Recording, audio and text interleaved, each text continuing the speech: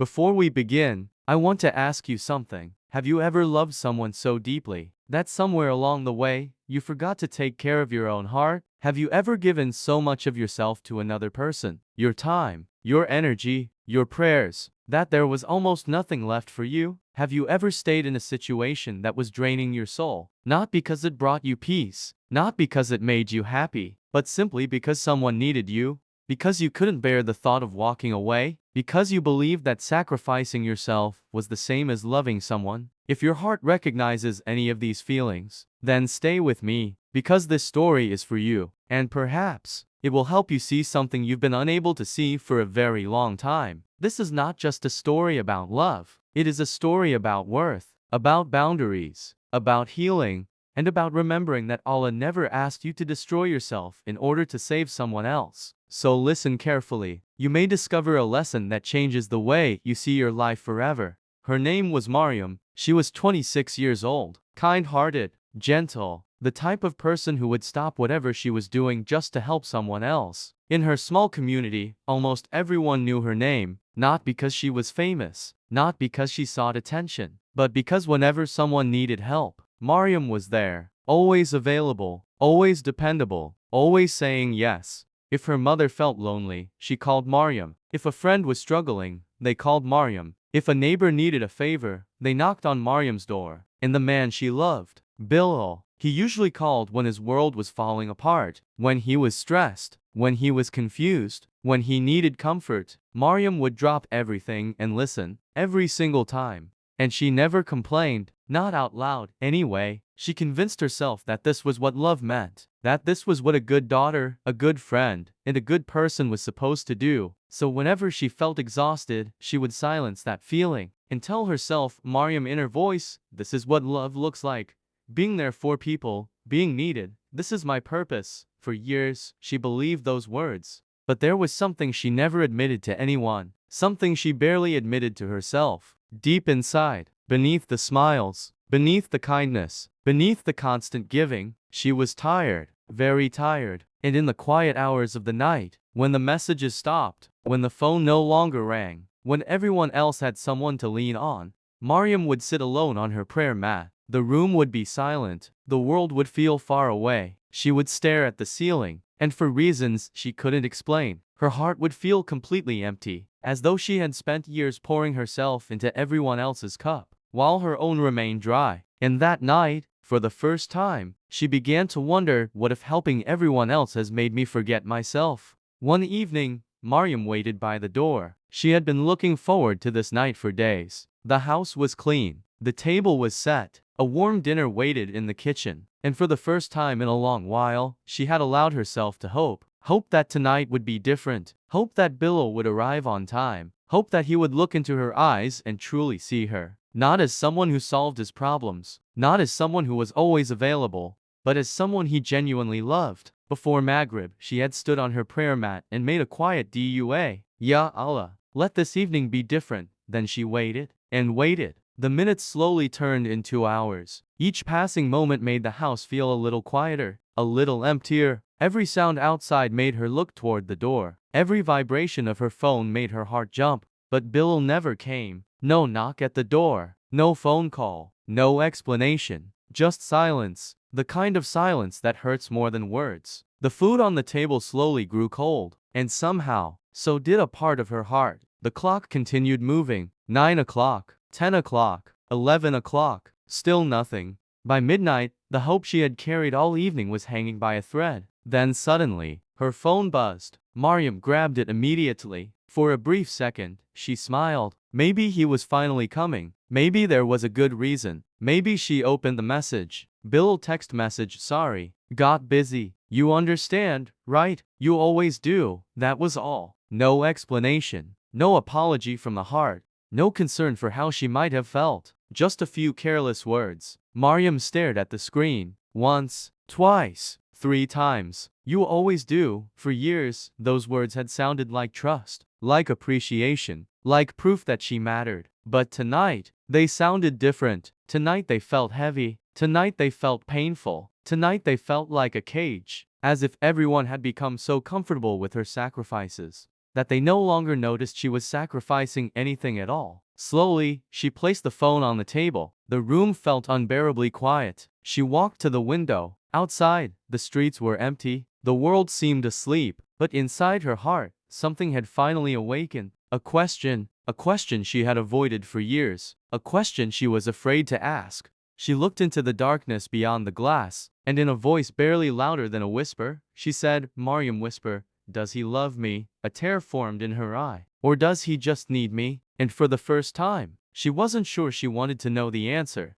The next morning, Mariam woke up with a heaviness she could no longer ignore. The question she had whispered to herself the night before still echoed in her heart. Does he love me? Or does he just need me? No matter how hard she tried, she could not silence it. So after Fajr, she made a decision. There was someone she trusted. Someone whose words had brought comfort to many hearts before hers. An elderly woman in the village known for her wisdom, her kindness, and her deep understanding of the Quran. Her name was Khalid. Later that day, Mariam walked to her small home. The house was simple. Warm sunlight filtered through the curtains. The smell of tea filled the room, and somehow, the moment Mariam stepped inside, she felt a little safer, a little lighter. Khalid welcomed her with a gentle smile. No judgment, no rush, just kindness. The kind of kindness that makes it easier to tell the truth. They sat together, and for the first time in a very long time, Mariam let everything out. The disappointment, the exhaustion, the loneliness, the years of always being there for everyone else, the feeling of constantly giving and rarely receiving. And when she had finished speaking, her voice trembled as she asked Mariam, Auntie, am I wrong for wanting more? Is it selfish to want someone who actually chooses me, not only when they're struggling, but all the time? The room fell silent. Khalid listened carefully, not interrupting, not rushing to answer, just listening. Then, after a long moment, she spoke softly. Khalid, my dear daughter, tell me something. When you make wudu and stand before Allah in salah, does Allah need you to pray? Does he become incomplete without your worship? Mariam blinked in confusion. She wasn't expecting that question. Slowly, she shook her head. No, a gentle smile appeared on Khalid's face. Khalid, exactly. Allah is El-Ghani, the self-sufficient. He needs nothing from anyone. He is complete without us. She paused. Then her voice grew softer. And yet, he chose to guide you. He chose to shower you with mercy. He chose to open doors for you. He chose to hear every tear you cried in secret. He chose to love you. Mariam lowered her eyes. Her heart was listening now. Khalid leaned forward slightly. Khalid, that is what real love looks like. My child, it is not desperation. It is not dependency.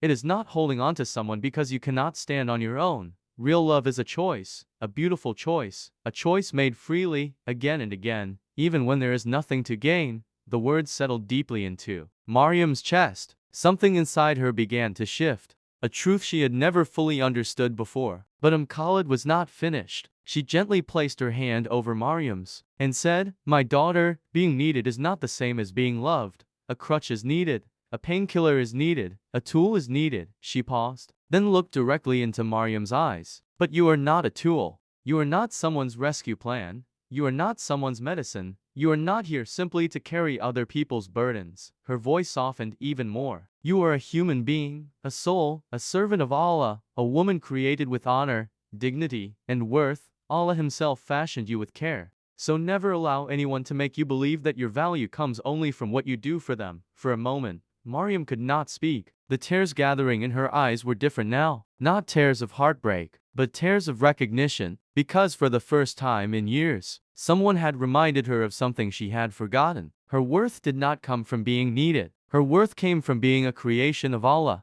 The room became quiet. Mariam sat still, her eyes lowered, her heart absorbing every word Khalid had spoken. For years, she had looked at herself through the expectations of other people, through what she could give, through how useful she could be, through how much she could sacrifice. But now, for the first time, she was about to see herself through the words of Allah. Slowly, Khalid reached for the Quran resting beside her. Her hands gently turned the pages. The soft rustling of paper filled the room. Then she stopped at a verse and began to read, and we have certainly honored the children of Adam. A gentle silence followed. The words were simple, yet they carried the weight of an ocean. Khalid closed the Quran softly and looked at Mariam. My dear daughter, do you understand what Allah is saying here? Mariam remained silent. So Khalid continued. Allah honored you before anyone ever praised you, before anyone ever loved you, before anyone ever appreciated your sacrifices, before anyone even knew your name. Her voice became softer. Your worth was never given to you by people, it was given to you by your Creator. Maryam felt her chest tighten. How many years had she spent trying to earn value from others? How many years had she spent proving herself, trying harder, giving more, accepting less, just to feel wanted?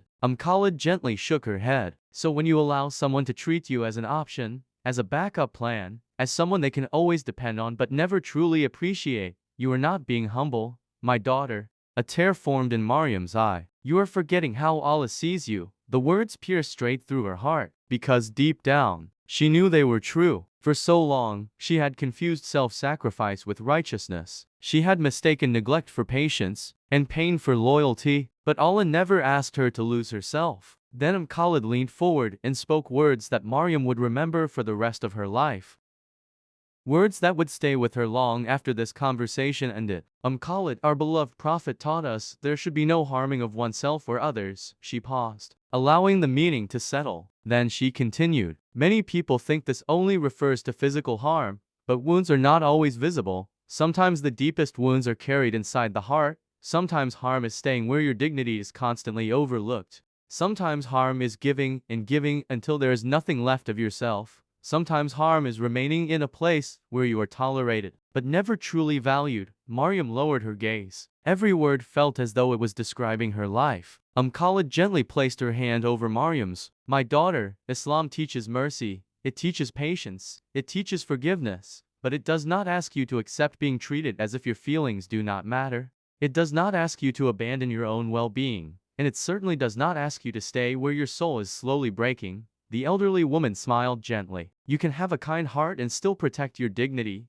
You can love people and still have boundaries. You can be compassionate without allowing yourself to be diminished. For a moment, Maryam could not speak. Tears rolled quietly down her face, not because she was hurt, but because for the first time in years, she felt seen, and perhaps even more importantly, she was beginning to see herself the way Allah had always seen her. That night, the world was quiet, the streets were empty. The lights in the village had gone out one by one. Most people were asleep, but Maryam was awake. For hours, she had been thinking about everything Khalid had said. The words echoed in her heart. You are not someone's medicine. Being needed is not the same as being loved. You were honored by Allah long before anyone else knew your name.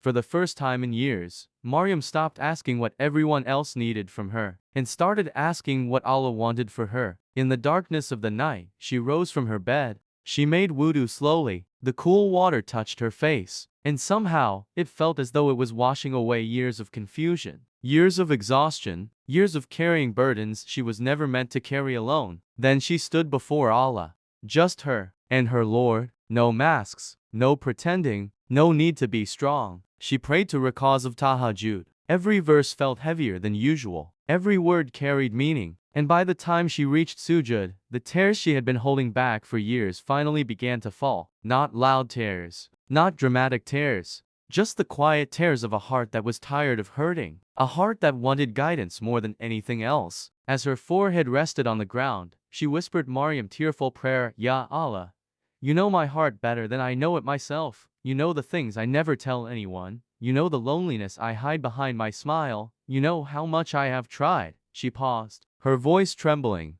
If this person is good for my deen, and good for my dignity, and good for my future, then keep him in my life and place barakah in what we have. Another tear slipped down her cheek. But Ya Allah, if staying is slowly destroying the person you created me to be, if I am losing myself while trying to hold on to someone else, then give me the courage to let go. Give me the strength to choose what pleases you, and fill the empty space in my heart with your love. The room fell silent again, but somehow, it no longer felt lonely. Maryam remained in sujud for a long time, longer than she ever had before, because for the first time, she wasn't trying to convince Allah of anything. She wasn't trying to force an outcome. She was simply surrendering, trusting, letting go. And when she finally lifted her head from the prayer mat, nothing around her had changed. The room was the same. The night was the same. Her circumstances were the same. But something inside her was different. Something had shifted. She wasn't completely healed. She didn't suddenly have all the answers. The pain had not disappeared, but for the first time, her heart had made a decision.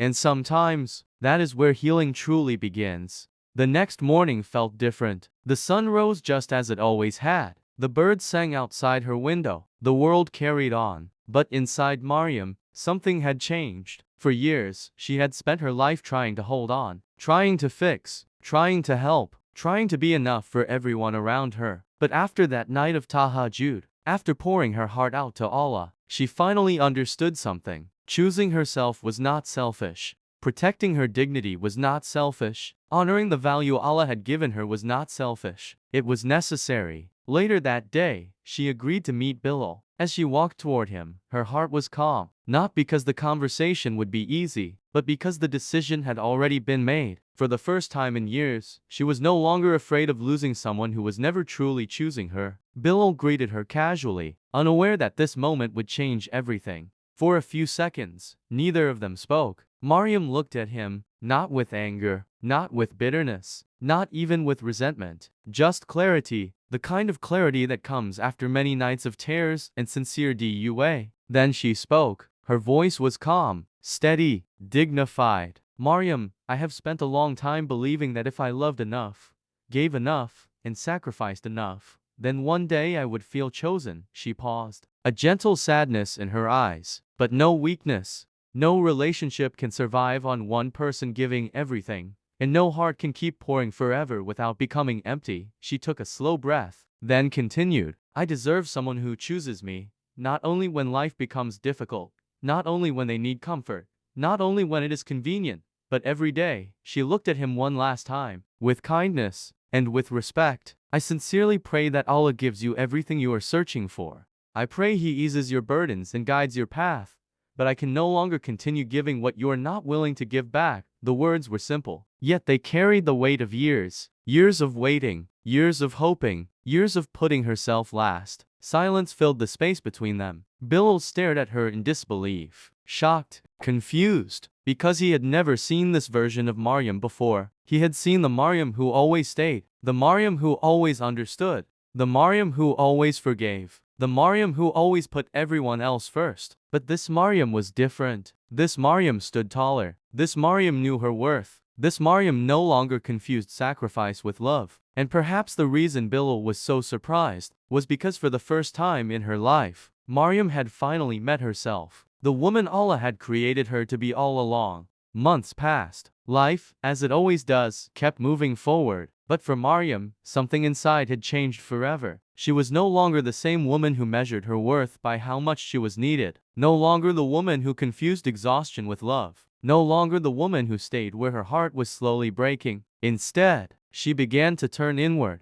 Not in loneliness, but in healing. She focused on herself, on her faith, on her connection with Allah. She returned to the Quran not as a routine, but as a refuge. Words that once felt distant now felt like guidance meant directly for her heart. She rediscovered her own dreams. Dreams she had once buried under the weight of everyone else's needs. She learned to say no without guilt, to rest without apology, to exist without constantly proving her worth. And slowly, almost quietly, she began to feel whole again, not because someone finally chose her, not because someone finally stayed, but because she finally stopped abandoning herself. She chose herself, and in that choice, there was peace. And that, dear listener, is not selfishness. It is balance. It is dignity, and in its purest form, it is part of your deen. Because our beloved Prophet, peace be upon him, said, indeed, your own self has rights over you, your soul has rights, your body has rights, your heart has rights. You are not meant to destroy yourself in the name of love. You are not meant to empty yourself for people who will never refill you. You are not meant to confuse emotional dependence with emotional connection.